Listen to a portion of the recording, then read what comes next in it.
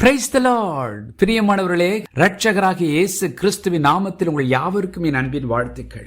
இன்றைக்கும் நம்ம ஒரு அருமையான வேத பகுதியை தியானிக்க போகிறோம். 1 கொரிந்தியர் 15 அதிகாரம் 57 இப்படியாய் சொல்கிறது, நம்முடைய கர்த்தராகிய இயேசு கிறிஸ்துவினாலே நமக்கு ஜெயம் கொடுக்கிற தேவனுக்கு ஸ்தோத்திரம். 1 Corinthians 15:57. But thanks be to God who gives us the victory through our Lord Jesus Christ. ஆம் பிரியமானவர்களே, தேவாதி தேவனுடைய இருதயத்தின் விருப்பம் நமக்கு ஜெயம் கொடுக்க, நமக்கு வெற்றியை கொடுக்க. ஆகவே தான் வேதம் சொல்கிறது, நம்முடைய தேவாதி தேவன் நமக்கு வெற்றி கொடுக்கிறாராம். எப்படி கொடுக்கிறாராம்?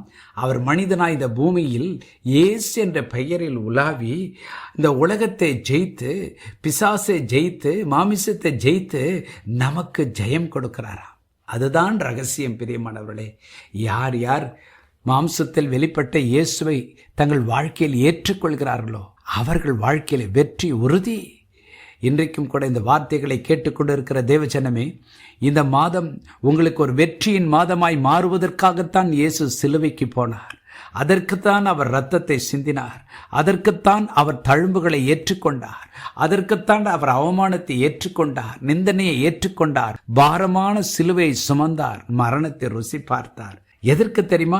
அவர் மரித்து 3ஆம் நாள் வெற்றியோடு எழுந்தது போல நாமும் கூட எல்லா பிரச்சனைகளில் இருந்தும் எழும்புவதற்காக அவர் சிலுவையிலே மரணத்தை ருசி பார்த்தார். நமக்கு வெற்றியை கொடுக்க அவர் சிலுவைக்கு சென்றார் என்று வேதம் சொல்கிறது. பாருங்கள், நீதிமொழிகளின் புஸ்தகம் 21 அதிகாரம் 30 மற்றும் 31 இப்படியாய் சொல்கிறது, கர்த்தருக்கு விரோதமான ஞானமும் இல்லை, புத்தியும் இல்லை, ஆலோசனையும் இல்லை.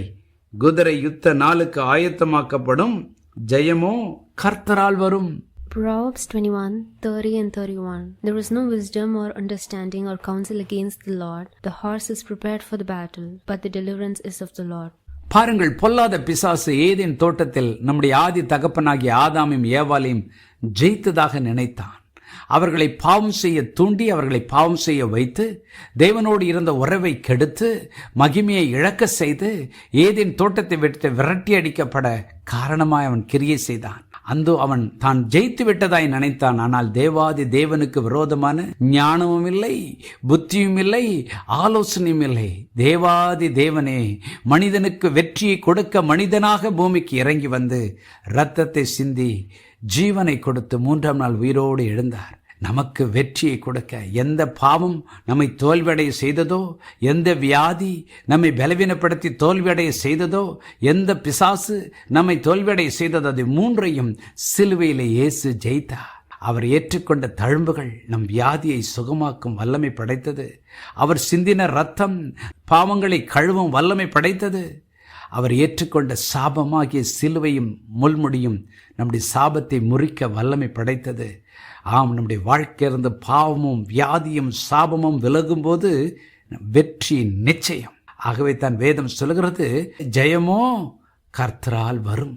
இன்றைக்கு இயேசுவின் சிலுவை மரணம் நம் ஒவ்வொருவருக்கும் ஜெயத்தை கொடுத்திருக்கிறது. இன்றைக்கு நாம் ஜெபம் பண்ண போகிறோம். ஆண்டவரே, என் வாழ்க்கையிலே பாவத்தினால் நான் தோற்று போனேன், வியாதியினால் நான் தோற்று போனேன், சாபத்தினால் நான் தோற்று போனேன், பிசாசினால் நான் தோற்று போனேன். ஆகவே என் வாழ்க்கையில் முன்னேற முடியவில்லை என்று யாராவது இந்த வார்த்தைகளை கேட்டுக்கொண்டிருந்தால், இன்றைக்கு கர்த்தர் வெற்றி கொடுக்க வந்திருக்கிறார். சிலுவையை நோக்கி பார்ப்போம், அங்கிருந்து நமக்கு ஒரு வெற்றி வருகிறது. கொலோசியர் 2 அதிகாரம் 15 சொல்கிறது, பிசாசை இயேசு கிறிஸ்து சிலுவையிலே வெற்றி சிறந்தார்.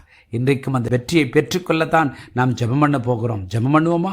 பரலோக பிதாவே, என்னோடு இணைந்து ஜெபிக்கிற தேவ பிள்ளைகள் ஒவ்வொருடைய வாழ்க்கையிலும் ஜெயம் கொடுக்கிற தேவனாய் நீர் வருகிறீர். இந்த மாதம் முழுவதும் ஒவ்வொருடைய எல்லைகளிலும் ஜெயம் உண்டாவதாக.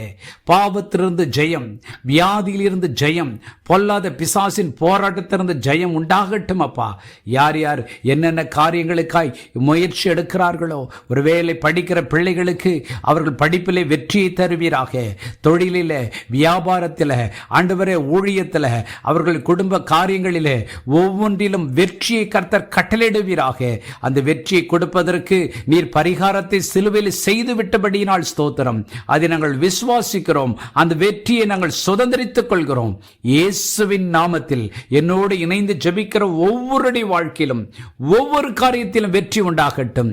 இயேசுவின் நாமத்தில் பிதாவே, ஆமென்.